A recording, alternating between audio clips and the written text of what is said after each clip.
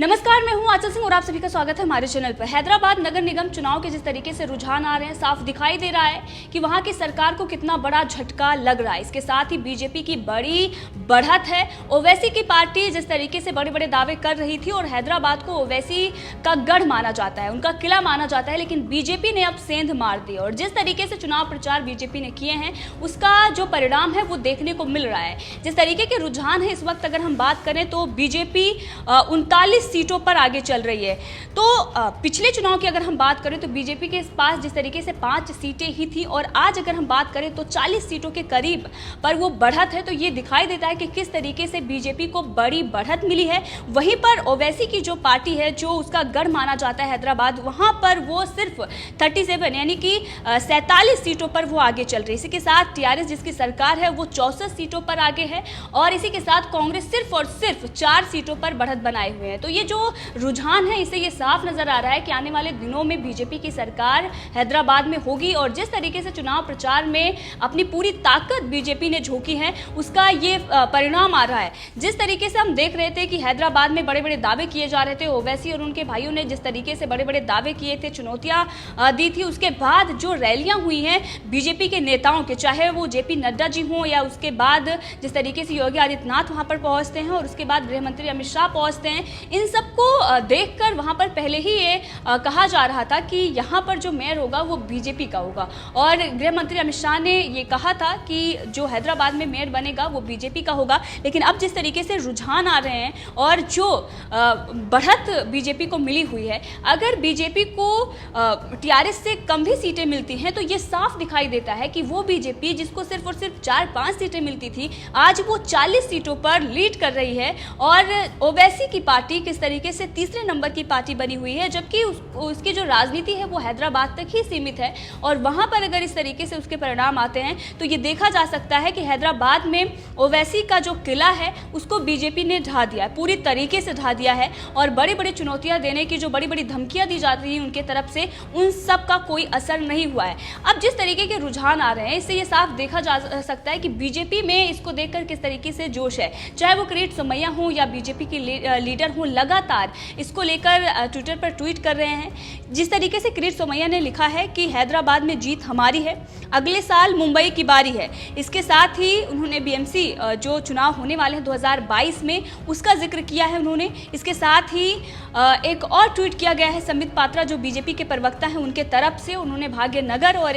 उसके साथ ही माता लक्ष्मी की तस्वीर लगाई है। और आप सभी को पता है कि जिस तरीके से योगी आदित्यनाथ वहां पर पहुंचे हुए थे और भाग्यनगर को लेकर जिस तरीके से उन्होंने बयान दिया था, जो जिक्र किया था, उसको लेकर ये कहा जा रहा था कि आने वाले दिनों में हैदराबाद में बीजेपी की सरकार बनेगी और उसके बाद हैदराबाद का नाम भाग्यनगर कर दिया जाएगा, क्योंकि भाग्यनगर ही हैदराबाद का नाम असली था। और इसीलिए संबित पात्रा ने भाग्यनगर लिखते हुए लक्ष्मी जी की तस्वीर लगाई है, यानी कि बीजेपी की जीत वहां पर हो रही है। और वैसे अगर हम बात करें तो लक्ष्मी जी के हाथों में जिस तरीके से कमल, वो उनके हाथों में कमल सुशोभित होता है और उसके साथ उन्होंने तस्वीर लगाई है और उसमें कमल लेकर लक्ष्मी जी खड़ी हुई हैं, तो इससे ये साफ दिखाई देता है कि भाग्यनगर में अब कमल खिलने वाला है और हैदराबाद का नाम भाग्यनगर अब कर दिया जाएगा, क्योंकि बीजेपी की अगर वहां पर सरकार आती है तो हैदराबाद का नाम बदलने की बात योगी आदित्यनाथ ने की थी और लगातार बीजेपी के जो नेता हैं वो इस बात से खुश हैं कि हैदराबाद में, और इससे पूरा हैदराबाद ही नहीं पूरा साउथ जो है वहां पर कुछ ना कुछ कमी रही है पॉलिटिक्स में। जिस तरीके से बीजेपी की उत्तर भारत में भारी जीत होती थी, लेकिन साउथ में अगर बात करें तो वहां पर पकड़ तो उन्होंने बनाई है पिछले सालों में, लेकिन एक मजबूत जो उनको जनाधार चाहिए था वो अब मिल रहा है। लोग अब उनसे जुड़ रहे हैं और इसका जो असर है, जिस तरीके से नेता काम कर रहे हैं, अगर उत्तर भारत में देखें और जिस तरीके से गृह मंत्री अमित शाह ने कश्मीर में काम किए हैं और उत्तर भारत से लेकर दक्षिण भारत तक जिस तरीके से बीजेपी काम कर रही है उसका असर भी दिख रहा है। लोग बीजेपी पर भरोसा कर रहे हैं और देश की, दुनिया की जो नंबर 1 पार्टी है जिस तरीके से उसकी लगातार जीत हो रही है। वहीं पर अगर कांग्रेस की बात करें तो सिर्फ और सिर्फ 4 सीटों पर लीड कर रही है जबकि एक राष्ट्रीय पार्टी और किस तरीके से 70 सालों तक उन्होंने राज किया है, उसके बाद भी इस तरीके से बुरी तरीके से वो हार रही है। उसके बाद भी उनके नेता हैं कुछ जहां पर बीजेपी को थोड़ा बहुत अगर फायदा नहीं मिलता है वहां पर वो चुटकी लेने से बाज नहीं आते। वहीं पर कुछ ऐसे नेता हैं जो आपस में ही लड़ भिड़ रहे हैं और उनका ये कहना है कि अगर हम इन पर मंथन नहीं करेंगे तो आने वाले दिनों में खामियाजा इसका हमें भुगतना पड़ेगा। और वैसे कांग्रेस की बात करें तो वो खत्म है, लेकिन यहाँ पर हैदराबाद की जो पॉलिटिक्स है, यहाँ पर सबसे अगर पहले बात की जाती है तो वो ओवैसी की पार्टी की, जिस तरीके से उन्होंने सांप्रदायिकता को बढ़ावा दिया है, जिस तरीके के उनके भड़काऊ भाषण रहते हैं, जो उन्होंने राजनीति के लिए जो कुछ भी किया है अब उसका असर जो धरातल पर नहीं दिख रहा है। इसके साथ ही बीजेपी ने जो काम किए हैं और जिस तरीके का भ्रष्टाचार सरकार में रहा है, और इसके साथ ही विकल्प के रूप में बीजेपी वहां पर गई और लोगों ने चुना है, तो अब बीजेपी के लिए अच्छे दिन आने वाले हैं हैदराबाद में। और जिस तरीके के अभी रुझान है इससे तो ये साफ नजर आ रहा है कि जल्द ही आने वाले हैं और विधानसभा चुनाव में भी बीजेपी को जीत मिलेगी। इसके साथ ही जो लोगों के कहने हैं, जिस तरीके से लगातार ट्रेंड कर रहा है भाग्यनगर, और लोग ये कह रहे हैं कि अब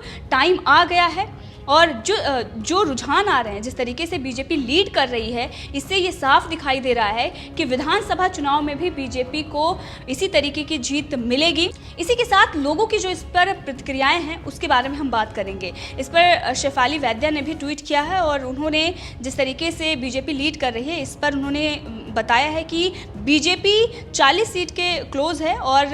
जो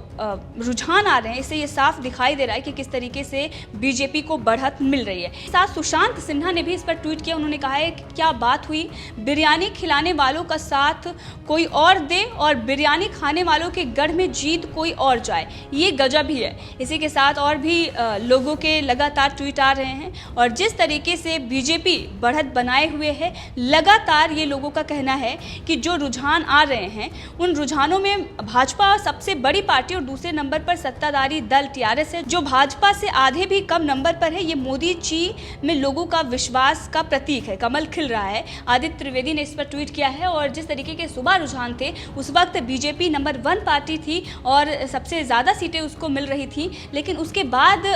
कुछ कम हुई थी। लेकिन अब जिस तरीके से बीजेपी बढ़ रही है, एक बार तो वो 22 सीटों तक बढ़त बनाए हुए थे, लेकिन अब वो 40 सीटों तक पहुंच गई है। तो ये उम्मीद की जा रही है कि अब लगातार बीजेपी बढ़ ही रही है, और जिस तरीके से बीजेपी की बढ़त हो रही है और बीजेपी ने जो मेहनत की है, जिस तरीके से गृह मंत्री अमित शाह वहां पर पहुंचे हुए थे और उन्होंने किस तरीके से ये ऐलान किया था कि यहां पर अगर हमारी सरकार बनती है तो जो भ्रष्टाचार और जिस तरीके का निजामों का शासन रहा है उनसे हम मुक्ति दिलाएंगे और यहाँ पर विकास के काम होंगे। जेपी नड्डा जी जब वहां पर पहुंचे थे तो उन्होंने भी जिस तरीके से जनता को भरोसा दिलाया था, और वहां पर जो भव्य स्वागत जो बीजेपी के नेताओं का हुआ है, जो इस तरीके की भीड़ वहां पर आई हुई थी, और जेपी नड्डा ने भी यही कहा था कि बारिश होने के बावजूद जिस तरीके से यहाँ पर लोग इकट्ठा हुए हैं, उनके जो इरादे हैं, जो उनके कार्यकर्ता हैं, उनके इरादे और जिस तरीके से लोगों की चाह थी कि वहाँ पर जाकर बीजेपी को सपोर्ट करने की, इन सब का यही मतलब था कि आने वाले दिनों में बीजेपी को भारी मत मिलने वाले हैं। इसी के साथ जब योगी आदित्यनाथ पहुंचते तो वहां पर जिस तरीके का जलवा था वो देखने लायक ही था।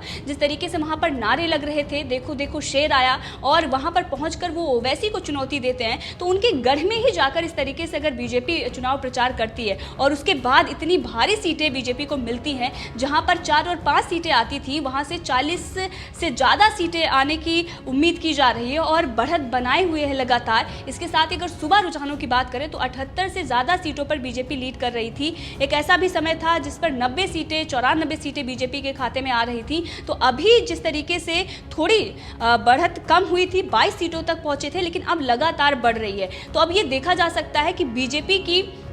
जितनी भी सीटें आती हैं, और ये कहा जा रहा है, जो राजनीतिक विश्लेषक हैं वो भी ये लगातार ये बता रहे हैं कि अगर बीजेपी को टीआरएस से कम भी सीटें मिलती हैं लेकिन ओवैसी से वो आगे चल रही है, तो ये बीजेपी के लिए बहुत बड़ी बात है। क्योंकि एक किला, एक गढ़ जो ओवैसी का था, ओवैसी पूरे देश की राजनीति में हस्तक्षेप करते थे। हैदराबाद से ही, हैदराबाद में किस तरीके से उनका बोलबाला था, वहाँ पर जिस तरीके से सांप्रदायिकता को बढ़ावा दिया गया था, और ओवैसी जो तमाम उनके दावे थे, तमाम ऐसी जो उनके तरफ से चीज़ें कही गई थी कि यहाँ पर किसी की हिम्मत नहीं है, मैं लैला हूँ बाकी लोग मजनू बने हुए हैं, इन सब जो बयान उनके तरफ से दिए गए हैं उस सब का कोई मतलब और कोई अर्थ नहीं बन रहा है और यहाँ पर लगातार बीजेपी बढ़त बनाए हुए है। अब ये जो सामने आ रहा है कि लोगों का ये कुछ कहना था कि जहाँ पर ईवीएम होता है बीजेपी को वहीं पर ही बढ़त मिलती है, लेकिन यहाँ पर अगर हम देखें तो बैलेट पेपर से चुनाव हुआ है और उसके बाद भी बीजेपी को इतनी सीटें मिल रही हैं, तो उन लोगों के मुंह पर कालिक पुत रहा है जो बहाने बनाते हैं हार के बाद। और इसके साथ ही जिस तरीके से अब रुझान आए हैं, इस पर टीआरएस के जो मंत्री हैं, जो वहाँ पर नेता मंत्री हैं, वो बौखलाए हुए हैं। अब इसको लेकर तलसानी श्रीनिवास दास यादव ने एक बयान दिया है। उन्होंने कहा है कि केंद्र सरकार के नेता एक स्थानीय निकाय चुनाव में हस्तक्षेप करने के लिए क्यों आए, जब भारत में किसानों के विरोध प्रदर्शन जैसे कई दबाव वाले मुद्दे थे, मुझे समझ में नहीं आता है। तो ये बौखलाहट है उनके नेता मंत्रियों की, जो बीजेपी वहाँ पर लीड कर रही है। जिस तरीके से रुझान आ रहे हैं उनको ये देखकर बर्दाश्त नहीं हो रहा है और इसीलिए ये कहा जा रहा है कि किसानों के और तमाम मुद्दे थे तो यहाँ पर आने की क्या ज़रूरत थी। तो जो पार्टी है जिसने पूरे देश में चुनाव लड़ा है, यही एक समय होता है जहाँ पर ये देखा जाता है कि जमीन पर जाकर काम करना। बाकी जो पार्टियां हैं, अगर कांग्रेस की हम बात करें तो कांग्रेस पर यही आरोप लगता रहता है कि वहां के जो आला कमान है वो मेहनत नहीं करना चाहते हैं, वो सिर्फ और सिर्फ पिकनिक मनाते हैं और इसीलिए उसको भारी खामियाजा भुगतना पड़ता है। लेकिन बीजेपी की अगर बात करें तो ऐसा नहीं है। बीजेपी में बड़े से बड़े नेता, आपने देखा बिहार चुनाव में किस तरीके से मेहनत की गई, दिल्ली में भी यही मेहनत की गई थी और वहां पर प्रधानमंत्री नरेंद्र मोदी, गृह मंत्री अमित शाह, तमाम उनके नेताओं ने ताकत झोंकी थी। वही बिहार में भी हुआ और जिस तरीके से बिहार में जीत हासिल हुई, तो हैदराबाद के जो ये नगर निगम चुनाव थे और उसमें जब बड़े बड़े वहां पर नेता पहुंचते हैं और जिस तरीके से मेहनत की जाती है उनके तरफ से और जो भरोसा उन्होंने जनता को दिलाया है और जनता ने अब दिखाया है कि वो भरोसा बीजेपी पर करते हैं और लगातार बीजेपी बढ़ रही है। अब ये देखना होगा कि आगे कितनी सीटें बीजेपी को मिलती हैं और अभी भी मतगणना जारी है और जो रुझान है उसमें दूसरे नंबर की पार्टी बीजेपी है और तीसरे नंबर की पार्टी ओवैसी और नंबर 1 पर टीआरएस चल रही है। तो इस पूरे मामले में आपका क्या कहना है, कमेंट करके जरूर बताएं। इसी के साथ अगर आपने अभी तक चैनल को सब्सक्राइब नहीं किया तो कर लें ताकि हर अपडेट आप तक पहुंचती रहे। धन्यवाद।